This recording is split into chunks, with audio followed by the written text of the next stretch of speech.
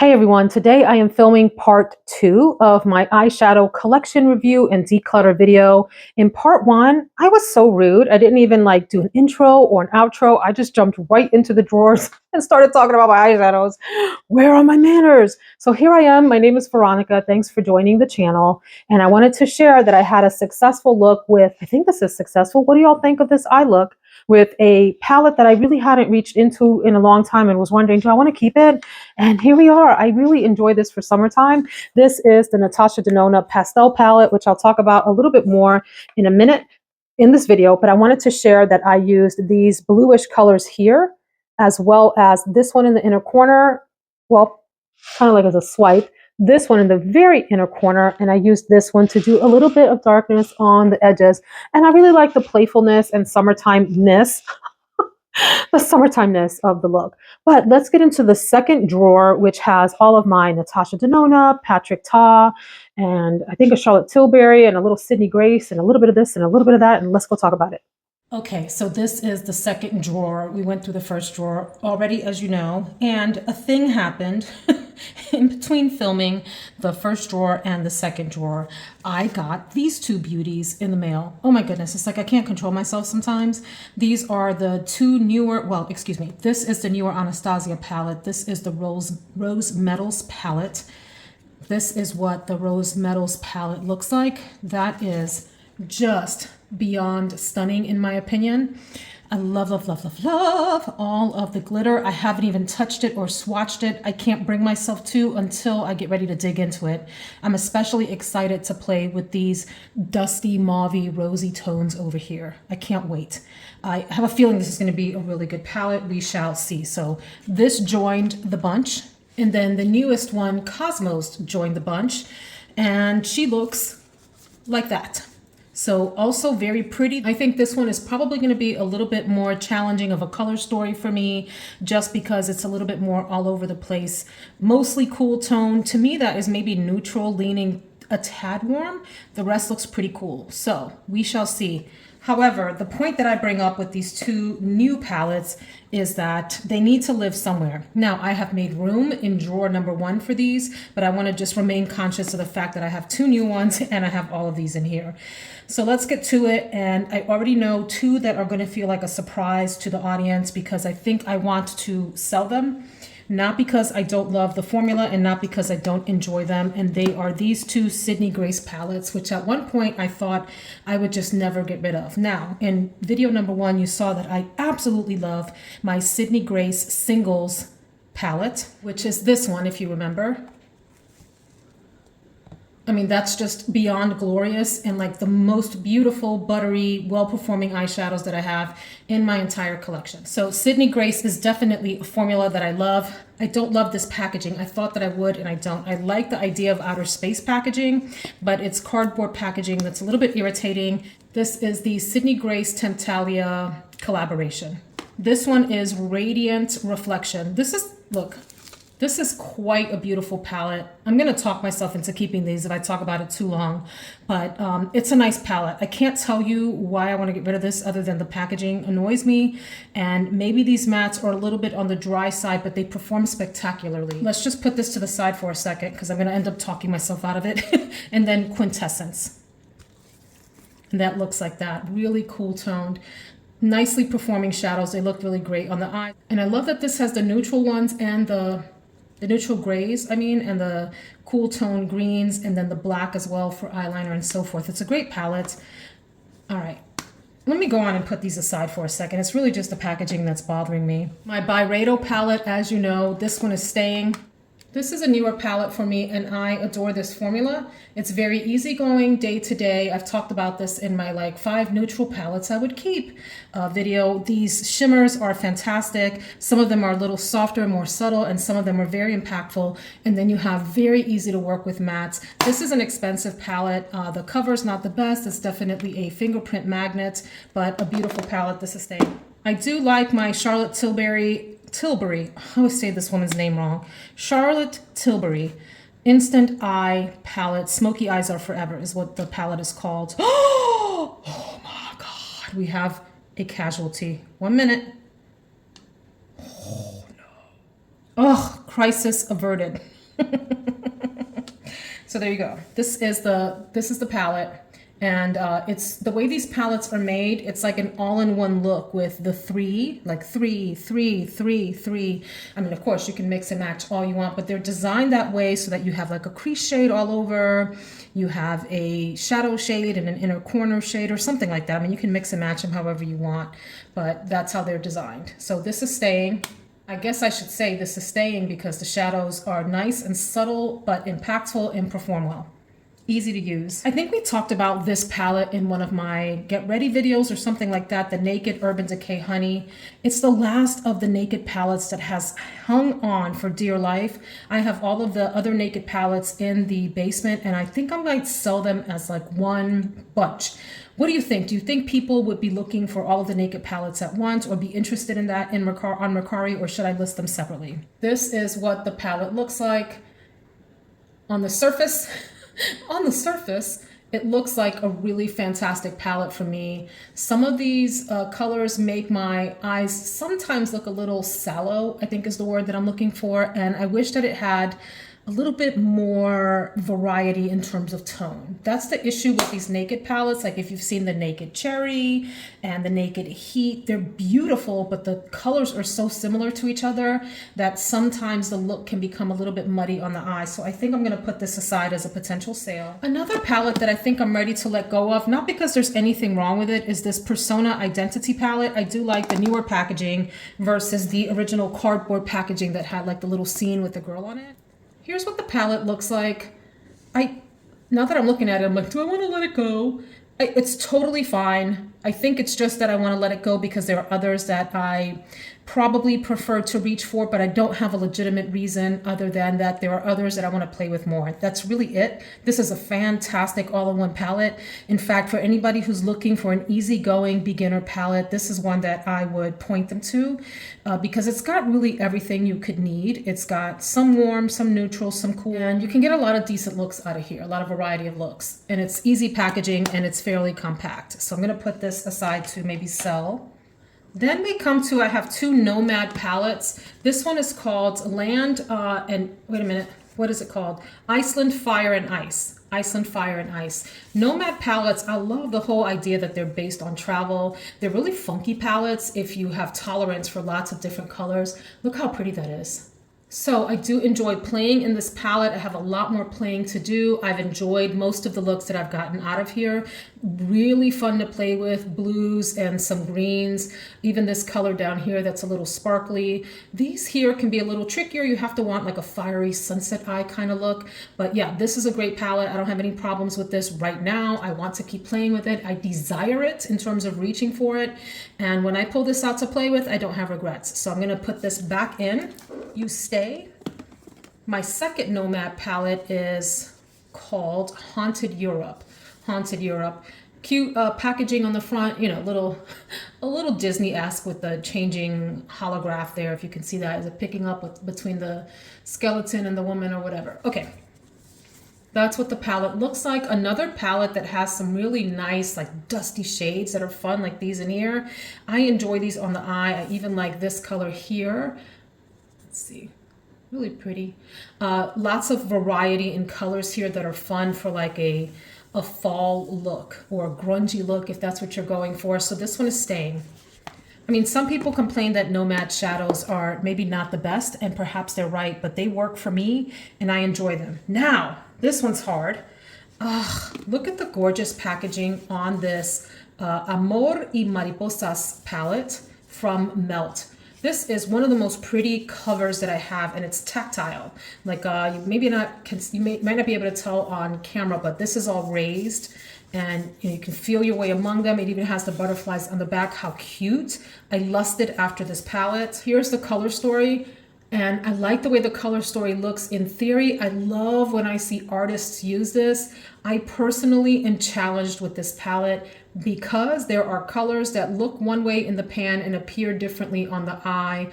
This looks maybe a little more brown, but as you see here, is actually kind of like a reddish, maroonish color. Let me see. Another one that maybe looks a little bit more brownish in the pan or like muted purple actually comes up like a reddish purple.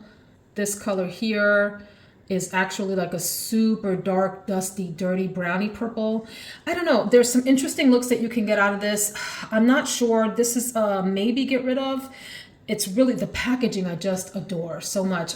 I really like to pull it out. It's fun to look at, but I have to be honest and say that I have trouble getting a cohesive look out of here that makes sense for me. I have my two Patrick Ta palettes, Dimension 1 and Dimension 2. Major dimension here, 1 is going nowhere. This is a very easygoing palette for me, super easy to use.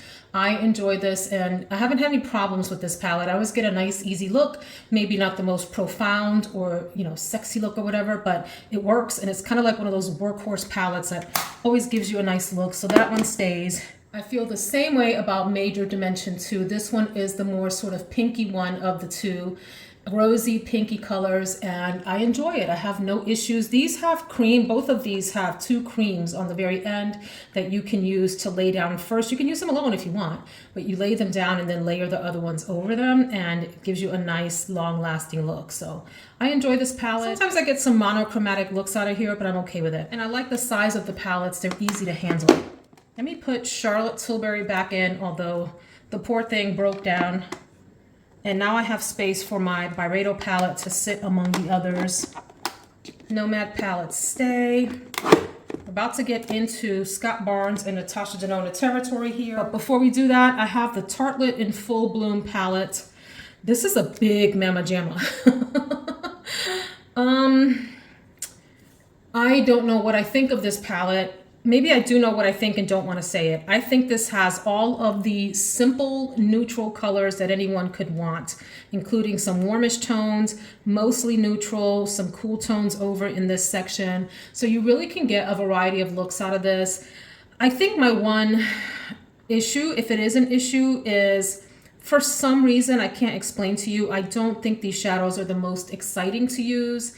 And sometimes when palettes are this big, they can be a little bit difficult to make a decision about what you want. But this is kind of one of those workhorse all-in-one day-to-day palettes, and it's a soft look. I mean, you don't get super deep looks out of here. You have to build and build and build with the Tartelette formula.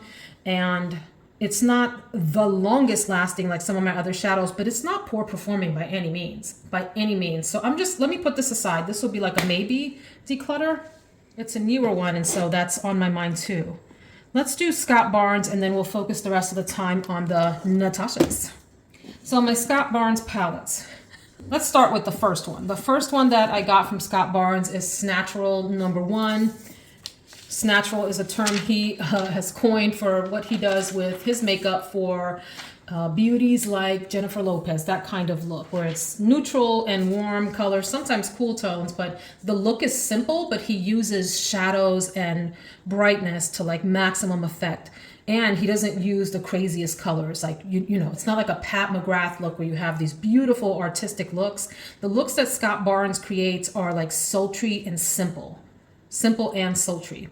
So this is the Snatchural palette. I also don't love the packaging on this. Quite frankly, I think the name being all across the top is a little bit on the gaudy side. I do like Scott Barnes as a makeup artist. I think he is brilliant. There are colors in here that I've yet to really explore and play with. I usually will stick with some of the simpler colors. I've liked the looks that I've gotten out of here. I want to play with these shades a bit more, so I think I will hold on to this for now. I appreciate that this has a variety of colors that I'd be interested in. You know, truth be told, if I compare this color story to the Tartelette in Full Bloom, I think I prefer this one. This is more my style. There's more warmth in here. This has some more cool tones. So if I had to choose between the two, I think I'd choose this one. But let me think about this. I'm going to put those to the side. Next is the Scott Barnes Color Bomb palette. Now, he's not playing around. You want some colors? He gave y'all colors, okay? This whole row right here will give you your cool tone purple magenta life. I've made some fun looks with these blues. I've yet to really play deeply in these yellows, but how fabulous. His shimmer formulas are magnificent. Look at that. Really pretty. Oh my goodness. I love to play in his shimmers. This vibes. I think I will keep this. I enjoy this one when you want a crazy dramatic look. And then he came up with Snatchural 2. which is that color story. And I enjoy looking at it. Even though I don't use this much, when I do use it, I always get a sultry and pretty look that I enjoy. And you can do some pretty cool Ice Queen looks with these grays. I'm a fan of gray. Now, do these grays compare to the cremated palette? Yes and no. It's a completely sort of different ball game. Let me take this plastic off. These are much softer colors and easier to use. You don't really need to know what you're doing to get a great look out of this cremated palette. I mean, it's kind of second to none that way. This one, you really need to have a good sense of color theory and a good idea of how these are going to lay next to each other on the eye, but a really magnificent palette. I mean, that forest green right there alone, boom. And then I have this, I think it's called the Mesmerize eyeshadow palette. Yeah, this is a sort of special edition type of thing that Scott Barnes did. I'll be honest, I have not really played in this as much as I should. I've maybe used this 3 or 4-ish times. I think the idea is that you can lay down the black, okay, and then use one of these colors over it for impact. Let's see. Beautiful. I mean, that's like a Cinderella, you know, kind of a vampy Cinderella. Hello, where's Cinderella going with that eyeshadow? You can use them on their own, of course. Very pretty. This, I mean, the sparkle in here is second to none. He really did the thing with this palette. I just need to remember to pull for this more, and it was expensive. These are really sort of specialized shades. Look at that. Oh my God. That's one swipe. Thick. The thickness. Let's do this. I'm getting this shade here. And boom, now you got that Pat McGrath magic going on, except it's the Scott Barnes version. You stay. I need to play with these shadows more this winter, this fall and winter when I do some of the videos for the other channel. Maybe I'll do them for y'all too, and have just some more fun looks. So then we get into the Natasha Denona collection. Oh, excuse me, you're hiding in here, Tartlet in Bloom. I used to enjoy this palette.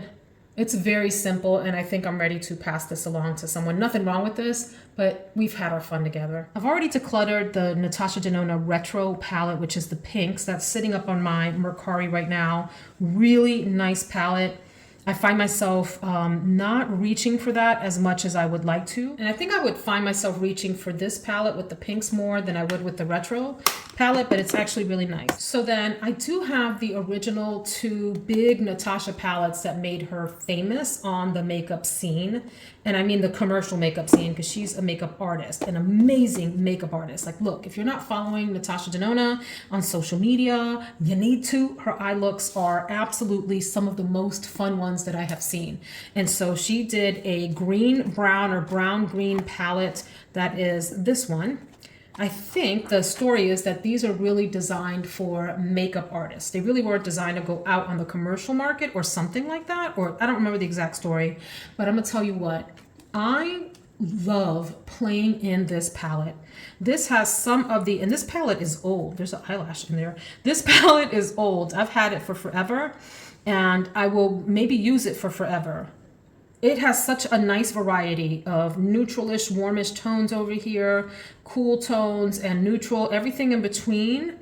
It's got nice greens. I always get a fun look out of this. It's got pops of like shimmer. It's got, well, actually these are more like metallic shades. Like, there you go. Look at that. Real nice, buttery, easy to apply. You get this, look at that, like this emerald green. This palette gives you a lot of variety of texture. She's also well known for these really gorgeous mattes that apply easily. I mean, they're like butter. They're pigmented, they go on well, they stay on all day. You're not gonna have problems out of Natasha Denona's shadows staying on your eye. You may have a tiny bit of fallout with some of the metallics as you initially apply, but if you apply in layers and use a tacky sort of glitter glue on your eye, you won't have any problems at all. And they stay on all day. Pretty magnificent color story here. This is my zhuzh. So this is 100% staying. These palettes are stupidly priced. I think, do I remember that they're like over 200 each? I don't even care, they're worth it. And then you have the green, the blue green or purple blue, or I forget what this is called, but this palette that I guess it's blue purple. Beautiful purple shades, gorgeous. I mean, and then some nice neutral shades to work with here. These beautiful blues. If you're wondering what is wrong with your hand, Veronica, that is spray tan that went a little haywire yesterday. So we're gonna act like we don't see that. Anyway, these are staying. These two right here are like holy grail. Don't talk to me about nothing. Don't tell me nothing about no Natasha Denona. This is the Star palette. Another one of her earlier palettes. My older sister gifted this to me for Christmas one year. It's a pretty pricey palette, and I love this, and I love that this is the palette that Tati, if you know Tati's video, if you know Tati's channel on YouTube, she is one of the sort of OG makeup YouTubers, and she used this for her wedding. And I just love that story. I don't even know the woman. She doesn't know who I am, but there's something about that story that I really like. There's some really pretty colors in here. This beautiful like peachy color that of course is not showing up on screen and just playing me. This nice gray color that's a beautiful background. You have this shifty color. You have, I mean, these are nice and buttery and easygoing shades. I think you can get a lot of fun looks out of here, sort of neutral everyday looks. You can get something a little bit fun and flirty with the purples and whatever. I mean, it's a nice versatile palette. Is it my favorite Natasha Denona palette? No. But do I have an emotional attachment to it? Yes. Is it gonna stay? So we're gonna leave Star alone. We'll put you right there, baby. Now, let's get into all these other palettes back here. Okay, so I have all of the what are called midi palettes and then the large palettes back here. This is the pastel palette. I recently wore this in another video that I did for my other channel, and it pleasantly surprised me. I've used this palette a handful of times, and at one point I thought about decluttering it because it is such a bright Easter time kind of story here. But I'm gonna tell you what, I had so much fun creating that look for that other video. I'm gonna see if I can get a little footage here for you all. And I fell in love with it. I think that I used this color, this one, that, and I used the yellow and the green for the look and just fell in love. And this palette was like, okay, we need to play some more. We need to have some more time together because there's a lot of sort of unhidden, really fun looks in here. So you stay. A newer palette that I don't think is my fave, but I do enjoy when I use it is the Retro Glam palette. I do think the packaging is really freaking cute. And here's the color story. And so you have to get creative with this palette in terms of the variety of looks that you can do. And I need to play with it some more. I've used this, I think, 4-ish times at this point, which is not bad. And I've enjoyed the quality of the shadows and want to play around a little bit more. And maybe one day even do like just a matte look using these 3 colors. If you're not familiar with Natasha Denona, she structures, or we think she does, or people have said this. I don't know if it's like a myth or not. Like a Natasha Denona urban legend, but that the way that she lays out her color stories is so that you can do a look using any row, so like these 3, or across, you can use all of these in one look. You can go diagonal, or you can use in quads, like any quad in any space, you should be able to turn into a look. That's fun, and that really challenges me then sometimes when I pull out these palettes to think about what that means for the look that I want to create for that day.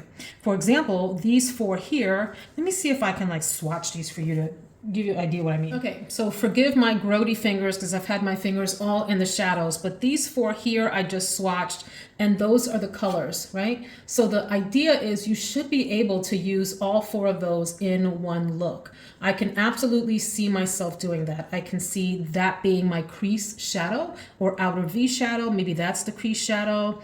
This could be like a transition shadow up into the bulk of the, you know, whatever you call that space, like your eye bone, the socket bone. This could be your lid shade or your inner corner shade. That could be your lid shade. I could see the variety, okay? So it's really helpful to think about that when you're playing with these palettes, like what configuration do I want? Do I want to use those 3? These, you get the idea. These 4, a whole row, etc. Okay, so that stays. I haven't played with that nearly enough to have a strong opinion of it other than so far I'm enjoying exploring the colors. Now this palette, the bronze palette, oh my gosh, this is gorgeosity. Gorgeosity in the pans. So look, I was convinced when I started this video that I was going to want to declutter this. Now that I open it and look at it, I'm like, do I want to let you go? Am I ready to part ways? Has our time come? Has our relationship come to an end? So these are my tones. I love these sort of bronzy tones. My issue with this palette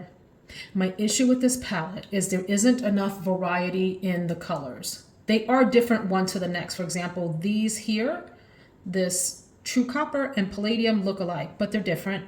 These two are different. They have different texture, even though they're similar in tone. And therefore, you can get some fun looks out of this. They end up looking similar one to the next. And I wonder if it's just because it's me. Like, hi, it's me. I'm the problem. It's me. Have I not used the deepening shades enough to create variety in the look that I create?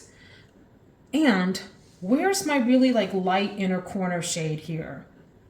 That I wish that this had like a light silver or something to create some contrast with the inner corner look rather. I could live with these darker shades. So I think I just talked myself into playing with this maybe a little bit more, giving it a little bit more of a chance. I was totally convinced I was going to get rid of this when I started, but let's keep you and play some more. And then this is the Natasha Denona My Dream palette. There's that color story. Now you see how you have more variety in this story. It's not quite perfect, and because I'd love an even lighter shade, like a white or silver inner corner kind of shade. But you do have some nice variety of colors from your darker ones here. I have over applied this shadow to most of the back of my like crease and upper bone, eye bone area, and ruined the look. I went a little crazy, but they work. Some of these are what you call cream to powder formulas, like this one here. Really pretty plummy color, like a grapey plummy type of a color, meaning that they feel like a cream when you pick them up and they apply to the eye like a powder. I just wiped it off. And then you've got her sort of signature matte formulas that are really easy to play with. And then some of her fun, you know, ooh, look at that duochrome shift. So this, I think I am going to keep, I know I'm going to keep, excuse me, and keep playing with it some more. I've used this palette maybe 3 or 4 times and would like to continue to just play some more. I do like the outer packaging. I like the texture. what do you call it? What the heck am I trying to say? I'm a person that enjoys texture. There's a word for it. Help me. I'm forgetting what tactile. I'm a tactile person. Whatever the word is. When you like to touch things like this, I like the raised lettering, and I like that this feels like a little bit almost matte velvet kind of a feel on this palette. Then we have the classic I Ain't Going Nowhere glam palette. This is a workhorse. Okay, this is your simple everyday palette that can also give you a nice evening glam look. There's enough depth in some of these colors that you can create a sultry look if that's what you're going for. And if you just need a simple office look, just hang out like over here. Or maybe if you want it a little bit deeper, hang out over here. Or do these 4. It's so easy to use. Workhorse, not going anywhere. Love it. I adore the Lila palette. This is the purple one. When I first got this, I wasn't quite sure what to do with some of these shadows. And every time I play with it, I love it. I love it. I love it. I love it. I love it. I love it. It's got some beautiful, really cool tone shades over here. Like these 3 are a great background to any of the others. So are these. You can use these as background. You can use these alone. I've done looks with these alone. Okay, and I've also used some of the mattes in here as background for all of these other beautiful purples. You can have a ton of fun with this palette. This is another one, ooh, sorry for that loud color, where I'd love at least one more light color, but she did give us this, which is plenty light to give you that variety and contrast that you need between like the outer V colors, which maybe is that, and the inner corner, blah, blah, blah. You get the idea. Beautiful palette. Then the Trio Chrome palette, much maligned. When this came out, people just pooped all over this palette. Oh my gosh, the Trio Chromes aren't that great. I don't understand why it's called that. And I do have to say the name is maybe not appropriate because it makes you think then that the palette is going to be full of shifting shades, and you really only get these 3 here, which yes, they do shift a little bit. When you think of Trio, you think of 3. So yes, you have 3 colors, but when you think of Trio Chrome, you think you're going to get 3 shifts in one shade, and you just don't. They're not that impactful. But I always enjoy using this palette. There's something about the combination of these colors that is just so fun. Look at this vert. Really neat mattes in here. I never regret pulling for this palette, and I never regret the look that I come up with. Well, I shouldn't say never, excuse me. I've had a lot of fun creating looks out of this palette. So this is, the mattes in here are just like an Easter bunny's dream. I really, really like this palette a lot. You just have to know when you pull out this palette that you're gonna get into that like soft pastel dream mode. You know, you're not gonna get the sultry, amazing Jessica Rabbit look that you might be going for. You need to have a little bit of like avant-garde spirit to pull that one out. Then there's the classic Metropolis palette. This is not easy for everyone to use. So there are some gorgeous shades in here. You can get a nice warm tone look. You can get a grungy look. You can get a glam look out of this. Like you can use the browns and the golds and maybe some of these like more greenish silvery colors. There is just a lot to handle in this palette, a lot of decisions to make in terms of the direction that you want to go, and decisions to make about which colors to use, because you do need to be a bit more skilled with this palette to get a look that's going to make sense for you, unless you use like two colors, like use this one and that one if you're not skilled, right? Or maybe these three. Or you can use like these three. You can use those three. You know, if you stick to 2 or 3 in here, you can get yourself a fairly simple look as a beginner. And if you're an experienced person, you can get some really funky, very artistic looks with some of these cream to powder formulas. This like bluish, tealish color gives you a lot of fun. I haven't even really played in this deep blue, midnight blue, gorgeous. This,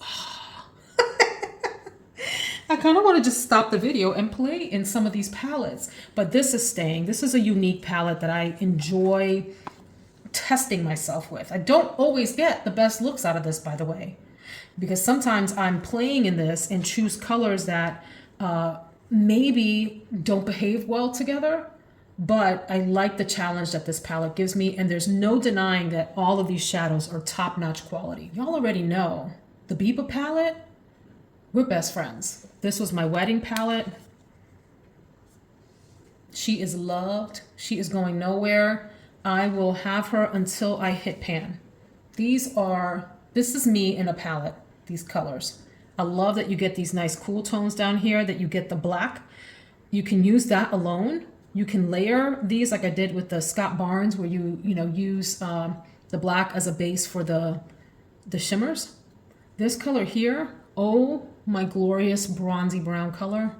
Love this prairie color. Love freckle. Look at that. Look at it. This is a very dreamy palette for me, and one of my like desert island palettes. Worth every single penny if you're an eyeshadow lover. By the way, if you're not an eyeshadow lover and you're just hanging out with me, I appreciate you. Thank you. Thank you. Here is the gold palette. Another palette that, like the bronze palette, I feel like I usually get like a one-trick pony out of here in terms of the overall effect, and I'm just not sure if I'm not giving this palette the variety that it deserves. Oh, my eye. But there are some different textures in here and some different color schemes, like this goldish, greenish shift versus, for example, that one. Those are very different golds. You know, this one gives you like a bluish, greenish shift. That's almost like almost a coppery, bronzy color. And then you get like this one. That's like a more, I don't know, that's more like a true bronze. And then this color here. Anyway, you get a lot of different kinds of golds, but you get gold, you get gold, you get gold, and you get brown, unless you want to play over here in these colors, which are still, this is an old palette. Okay, this palette's got to be, I don't know, 6 or 7 years old. And it's going strong. I mean, these formulas are, they take a licking and keep, is that what it is? They take a licking and keep on kicking? Whatever. I'm gonna keep it. I don't reach for this the most because of the lack of variety issue. Like this could be a special occasion palette all in one, and I do reach for it, I enjoy it. I never get a bad look out of there. This. Circo Loco. First of all, the packaging is so fun. A little gaudy, but fun. This is Natasha Denona's most colorful palette yet. This is spectacularly gorgeous. You can see I haven't used it the most. I think I've used this 3 or 4-ish times, maybe 5. Love it. Definitely have gone into that one a lot. A little goes a long way. I have not played with these orange shades at all, really. I've stuck mostly over in this area, and this is going nowhere because it's another one of those really beautiful, artistic, challenging palettes that I'd like to play with more. You need time to play with this. You do, so that you can create a look that's fun and unique and playful. And yeah, so I just need time. Maybe I'll challenge myself one day and use like this quad up here or this quad down here. Gorgeous. And then the last Natasha Denona palette that I have is the Sunset palette, which is another one of these. If you like warm tones, is a great workhorse palette. You get your nice darker shades for variety. You can even use that for some darkness. And then you have nice shimmers. You have a couple of really, like you could use this row here all by itself. You know, you could use this row here for a whole look. You can do a row with the look with the middle row, or you can do a fun sunset look with this bottom row. So there is fun to be had in this palette. Another palette that I don't maybe reach for the most, but I have fun with when I do pull it out. So where are we? I think I have talked myself into keeping all of my Natasha Denona. So let's move. Oh, well, let's move her up front. Maybe if I move her forward, I'll use them more. I think I'm going to let go of the Tartelette in Full Bloom, or maybe give it to our daughter. I think she would enjoy having these really pretty all-in-one kinds of palettes that give you a variety of looks. Because I don't, it's not like it's not a nice formula. It's a simple formula. It's a softer formula. It's not as deep, impactful, super colorful, pigmented. It's not the most pigmented formula, but it's nice. I don't have problems with this palette. I just prefer others more. This was an impulse buy for me, and I liked the variety that it gave. I liked initially that it had everything in one. And I think I do still like it, but it makes it cumbersome for me to use. So then, I think I will also go on and keep all of my Scott Barnes palettes because I do enjoy them. I know what I'm going to do. I'm going to move my Scott palettes over to that first drawer that you saw in the first part 1 video, because these are eyeshadows I use when I want to look really sultry or get a dramatic look. These, I mean, you can get subtle looks out of these, you all, but they're not the ones. I reach for these when I want drama on the eye. Okay, so let's put those over with my Pat McGrath palettes. And I think I'm going to go ahead and maybe move my Natasha's back a little bit. Sorry, ladies. Let's move y'all back just a little bit. And we're going to make room for, you'll remember this from the first video, this Nouveau palette that is a dream. And I'm going to keep my Anastasias together in this drawer like so. So now they have a space there. And I got a lot of space now, y'all. What am I going to do with all that? Will y'all fit that way? I'll put my Patrick's there. My Patrick's. Put my Patrick Tars. I'm going to put my Byredo back there. Let me go on and clean this out and stop being a little piglet. Okay. And there's my Charlotte Tilbury, my two Natashas, my Nomad palettes. And I'm going to move my Coffee Shop palette over here, since this is like an easy reach day-to-day type of a palette. I'm checking to see if I can actually get in there and release out. Let me put Byredo back over here to give myself just a little bit of more wiggle room to like dig into the palettes and pull them out without struggling. And since those Anastasias are here, I'm going to put this one, even though this is a drama palette. Boom, remember that? I'll put this over here just to keep all of my Anastasias together because I'm a little weird about that sort of thing. I'm going to move my Stila eye glitter, whatever you call them, sticks, wands, whatever, here to keep my other eyeshadows from falling over on themselves like that. We'll put those there. All right. And the Scott Barnes are going in the first drawer. From this round, decluttering my Tartelette Full Bloom and my Tartelette In Bloom palettes. Even though I lusted after it and I love the packaging, the Melt Amor y Mariposas palette, I think I need to let go of. Reluctantly, even though I would advise people to get this palette because it is very easygoing. My Persona Identity palette, I'm gonna let go of. Naked Honey is going. And then honestly, even though I think these are great palettes with beautiful formulas and a nice color story, I sadly do not think I would miss these if they went, because I think I would enjoy getting the same looks that I get out of these, out of my other Sydney Grace singles, or out of my Natasha Denona or Scott Barnes palettes. So I'm gonna see if I can sell these too. So if you want to see what I got rid of in part 1, go take a look at that video. That makes 1, 2, 3, 4, 5, 6, 7, 8, 9, 10, 11, 12, 13.